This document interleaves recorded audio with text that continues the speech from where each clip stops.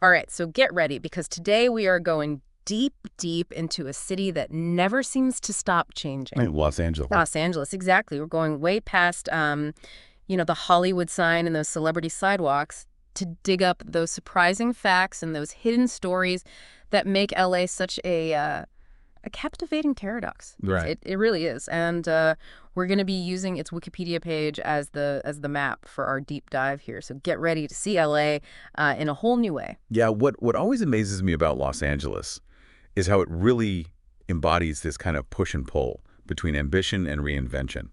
It's a city that's built on layers, right? Yeah. Each era kind of leaves its own mark, but it always adapts and evolves. It's really remarkable. It's like a chameleon, Yeah. always changing colors, but it's always distinctly LA. Let's start peeling back those layers, going all the way back to its origins.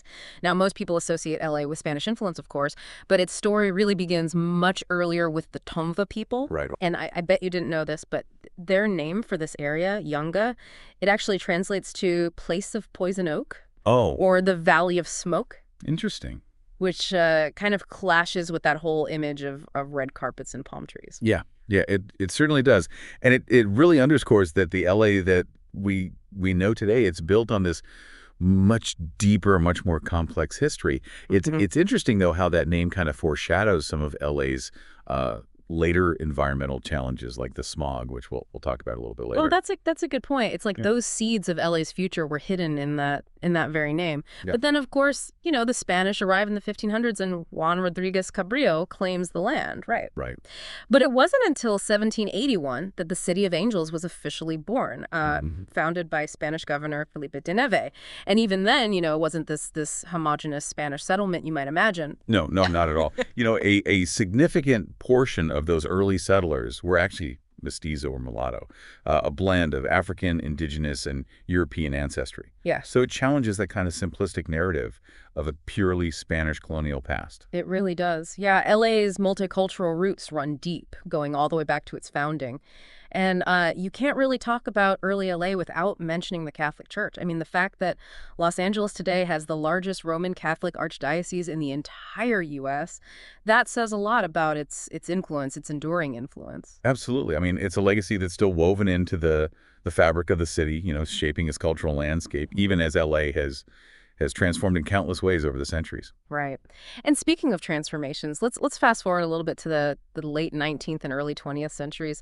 This is where LA really starts to become that sprawling metropolis we know today, right? Right. It's this story of ambition, resourcefulness, and a bit of audacity. I mean, who else would build an aqueduct to bring water from hundreds of miles away just to fuel their city's growth? I mean, it was a bold move for sure. The Los Angeles Aqueduct, completed in 1913, was a real game changer. It allowed the city to expand far beyond its natural water resources. But there was a catch. Okay, a cat. They weren't allowed to sell or give that water to areas that were outside the city limits. So what happened? Did they build a wall around the city and just like hoard all the water for themselves? No, not quite. Not quite. But the result was almost as dramatic, I think. Many surrounding areas just ended up merging with Los Angeles just to get access to that precious water. So it was a clever, if somewhat controversial, strategy for expansion. I guess you could say that. Talk about using water as leverage. Now, this was also when Hollywood started to really rise, right? It's wild to think how just this one industry would totally transform LA into a global entertainment hub. It really solidified LA's image in the world's imagination. Yeah, and it's a classic example of how LA has always been this city on the move, constantly pushing boundaries, reshaping itself. And that rapid growth led to some interesting urban planning choices, both good and bad. Right. We have to talk about that iconic LA grid system at some point. Oh yeah, the grid. It's like they took a ruler and just drew straight lines across this incredibly diverse terrain. The result is some really, really long streets. Sepulveda Boulevard, 43 miles. Yeah. Foothill Boulevard, over 60 miles. That's not just driving, that's a road trip. It's true, but LA was actually a pioneer in urban planning in some ways. I mean, remember they created the first municipal zoning ordinance in the U.S. all the way back in 1908. Right. I mean, they were really trying to impose some kind of order on this rapidly expanding city. Okay, points for trying. But let's be real, all those long streets, that grid system, they haven't really solved LA's infamous traffic problem. I mean, ranking highest in the U.S. for congestion, drivers spending an extra 92 hours stuck in traffic each year. Oof. Yeah, it's the dark side of LA's success in a lot of ways. Mm-hmm. You know, the sprawl, the car-centric culture, it all contributes to those legendary traffic jams. But hey, at least you can, enjoy some sunshine while you're sitting in traffic, right? Speaking of sunshine, let's talk about LA's climate for a minute. It's not just the endless summer that people imagine, right? Yeah, Southern California, it just makes you think beaches and bikinis. But LA's climate is more nuanced than that. It's technically semi-arid with dry summers and mild winters, right? Right. But here's the thing. It actually gets more rain than typical semi-arid regions. Yeah, it's true. And even within the city, there are microclimates galore. The coast is cooler, thanks to the ocean breeze. And then the inland valleys, they can get scorching hot.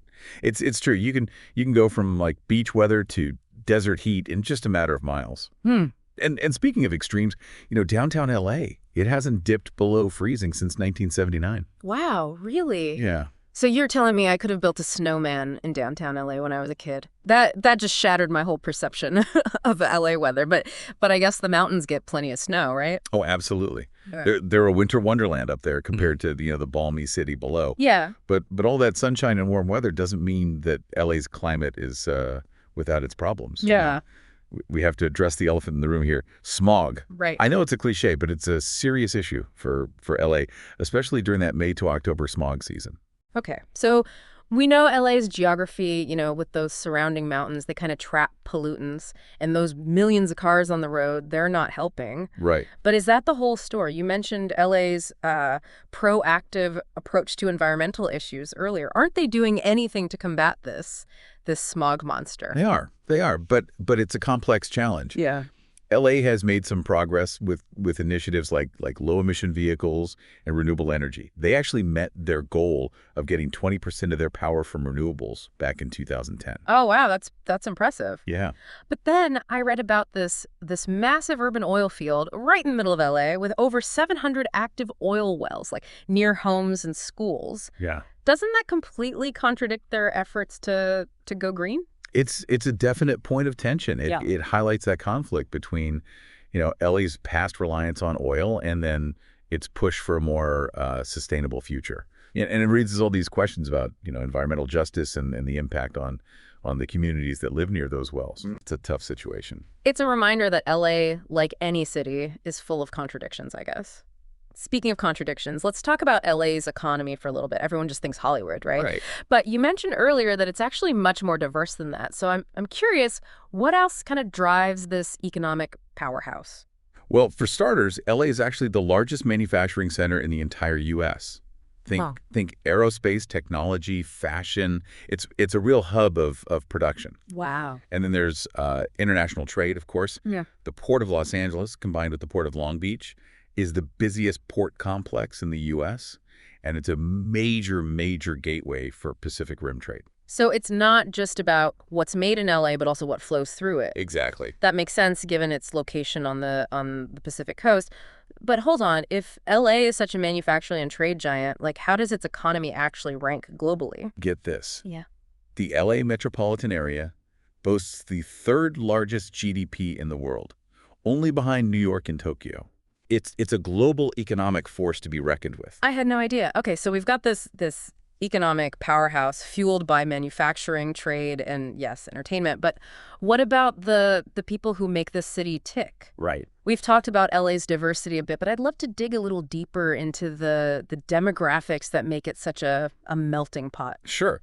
Well, according to the 2010 census, the racial makeup was pretty fascinating. Nearly 50% of the population was white, while Hispanic or Latino residents of any race made up almost 48.5%. African Americans comprised about 9.6%, and Asians were around 11.3%. And that doesn't even begin to cover the incredible cultural diversity that you find within those groups. It's mind-boggling to think about. The Wikipedia page even mentions that LA is home to people from over 140 countries, speaking 224 different languages. It truly is a global city in every sense of the word. Yeah, absolutely. And that diversity is reflected in its neighborhoods, right? Oh, absolutely. LA is a city of enclaves, you know. Chinatown, historic Filipino town, Koreatown, little Armenia, little Ethiopia, Tarangelis, little Tokyo, little Bangladesh, Thai town. The list goes on and on. It's like a world tour without ever leaving LA. Exactly. Each neighborhood with its own unique flavor, a taste of home for immigrants, and a chance for everyone to experience different cultures. But it's not just about ethnic enclaves. LA has a long history of welcoming LGBTQ plus individuals as well. Very true. Very true. LA played a key role in the LGBTQ plus rights movement, and today it boasts this vibrant and diverse queer community, and that inclusivity extends to people from all walks of life. I mean, it's always been a place where people come to reinvent themselves, to pursue their dreams, and to find a sense of belonging, regardless of their background. It sounds like a city that really embraces individuality and celebrates its differences. Yeah, yeah. But let's not forget about the challenges that come with such a large and diverse population. I mean, we can't ignore the issue of homelessness in LA. Right, right. It's a complex issue, you know, with deep roots in housing affordability, mental health, and societal inequalities. It's a stark reminder that even in a city known for its wealth and opportunity, there are these deep-seated problems that need to be addressed. Yeah, it's a sobering thought for sure. But despite its challenges, LA seems to have this undeniable spirit, this energy that just keeps people coming back for more. Yeah. Maybe it's that California sunshine, or maybe it's something deeper. I don't know. Speaking of energy, Angelinos seem to have a lot of it when it comes to sports, wouldn't you say? Oh, absolutely. LA is a sports-obsessed city, you know. It hosts 11 top-level professional sports teams across baseball, football, basketball, hockey, and soccer. And don't forget the Sparks and the WNBA. They've got a team for everyone, you know. And they've got some iconic venues to match. Dodger Stadium, the Los Angeles Memorial Coliseum, the new SoFi Stadium. LA has hosted countless historic sporting events, including 2 Summer Olympic Games. That's right. And here's a fun fact for you. LA is one of only 6 North American cities to have won championships in all 5 major sports leagues. That's pretty impressive. It is. It's a testament to the city's competitive spirit and its ability to attract and nurture top talent, I think. Yeah. And speaking of the Olympics, LA is actually set to host the Summer Games for a 3rd time in 2028. Oh, wow. Making it only the 3rd city in the world to achieve that honor. So LA is going to become a 3-time Olympic city. That's incredible. It speaks to LA's enduring appeal as a global destination. We've covered so much ground already, from LA's origins and reinvention to its economic might and diverse population. Right. But there's still more to uncover. I'm excited to dive into some of LA's lesser known facts in those hidden gems in this last part. I'm ready. LA always has more surprises up its sleeve. Okay, so let's kick off this last part of our LA deep dive with something that might surprise you. We've talked about Hollywood and sports and all that, but LA is also a city with a real commitment to education, I think. Did you know that there are actually 3 public universities within the city limits? It's true, yeah. You've got California State University, Los Angeles, CSULA, Right. Cal State Northridge, CSUN, Uh-huh. and of course the one renowned UCLA. And that's not even counting all the private colleges and universities like USC, Loyola Marymount, and those more specialized places like the American Film Institute and Otis College of Art and Design. Right. It seems like everyone in LA is either a student or a professor. Well, there's definitely a strong emphasis on education and a culture of learning that kind of permeates the city. And it's not just higher education either. You know, the Los Angeles Unified School District, LAUSD, Right. is actually the 2nd largest school district in the entire country. Wow, that's a massive responsibility. I've heard that LAUSD has faced some challenges over the years, especially with funding and overcrowding. Right. But they also have these magnet schools that offer these specialized programs, Yeah. and they attract students from all over the city. Right. The magnet schools are a great example of how, you know, LA is trying to provide these quality education options, even with all those challenges. Right. And let's not forget about the community colleges either, which offer these really affordable pathways to higher education and vocational training. LA is really trying to make education accessible to everyone. It's great to hear that they're putting so much effort into education. Speaking of learning, we can't forget about libraries. LA's public library system is pretty impressive, don't you think? Oh, absolutely. The Yeah. Los Angeles public library system has over 70 branches throughout the city. They offer a wealth of resources for people of all ages. And it's not just about checking out books anymore, right? Uh, Libraries have become these incredible community hubs. Yeah. They offer everything from computer labs and internet access to workshops, cultural events, even art exhibitions. Yeah, it's amazing how libraries have really evolved to meet those changing needs of their communities. Yeah. They're vital centers for learning and connection and creativity. Okay, now let's talk about something that always gets me excited. Food. Now, LA's culinary scene is as diverse as its population. It really offers this global feast for the senses. It does. From street tacos and food trucks to Michelin-starred restaurants, there's something for every taste and budget. Yeah, it's a foodie's paradise for Yeah. sure.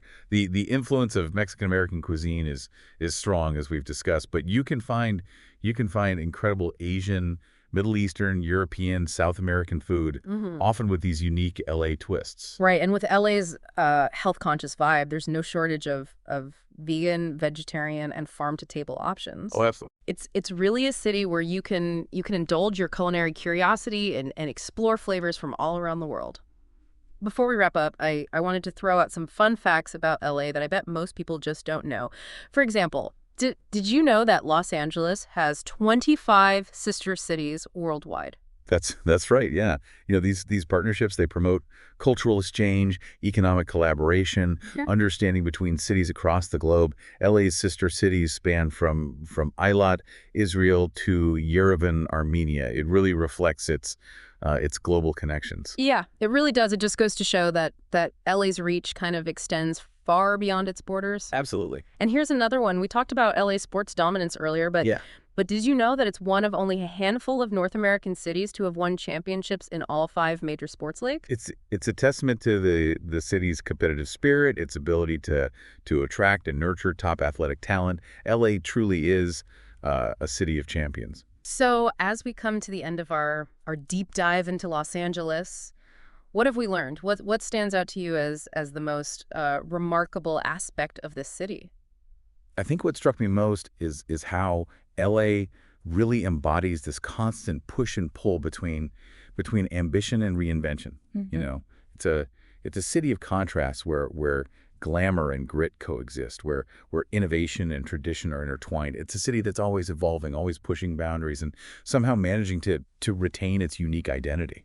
It's a city that defies easy categorization. It really does. It's a place where dreams are made and broken, where history is both preserved and rewritten, and ultimately it's the stories of its diverse residents, their hopes and struggles that make LA such a captivating and complex place. Well said. LA is a city that gets under your skin. It stays with you long after you've left. It's a city that demands to be experienced, explored, and understood. So to our listeners, we leave you with this thought. What surprised you the most about Los Angeles? What aspect of this multifaceted city would you like to explore further? We encourage you to check out the show notes for links to the source material and additional resources for your own explorations of LA. Thanks for joining us on this deep dive into the City of Angels. Until next time, keep diving deep and keep exploring.